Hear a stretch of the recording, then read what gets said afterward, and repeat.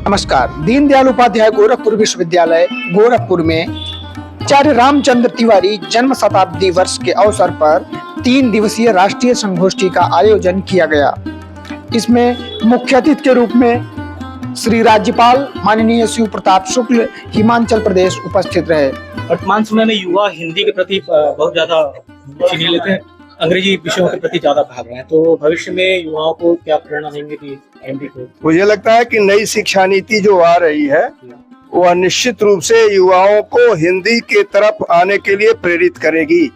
और ये जो आज का कार्यक्रम हो रहा है उसकी चर्चा जब होगी हर जगह, हिंदी निदेशालय के लोग भी आए, निदेशक जी कुलकर्णी जी भी आए, मैं उनसे आग्रह ये करूंगा कि थोड़ा लिपि पर भी बात हो और अगर देवनागरी लिपि के आधार पर जो है भाषाओं को जोड़ दिया जाएगा तो सभी उससे जुटे। वर्तमान समय में ज्यादातर युवा या उनके परिवार अंग्रेजी माध्यमों के तरफ अपना शिक्षा व्यवस्था ज्यादातर अग्रसर रह रहा है। आप हिंदी निदेशालय के निदेशक हैं, क्या नीतियां रहेंगी भविष्य में कि उसे फिर वापस हिंदी?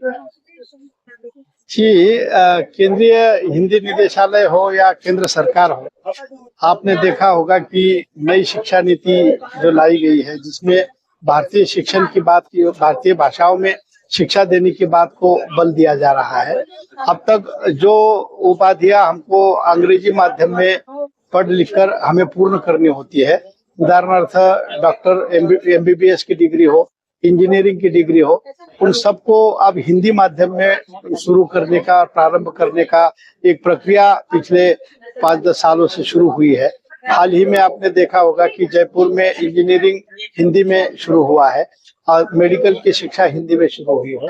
और कुल मिलाकर हिंदी के साथ साथ भारतीय भाषाओं को मातृभाषा में शिक्षा को लेकर जो बात नई शिक्षा नीति में की गई है उस पर अधिक बल दिया जा रहा है।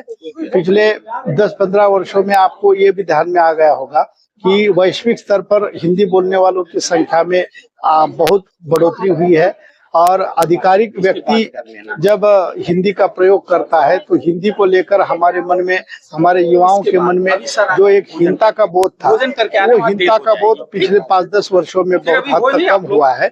और इसलिए आने वाले दिनों में हिंदी को माध्यम बनाकर ही शिक्षा को केंद्रित किया जा रहा है।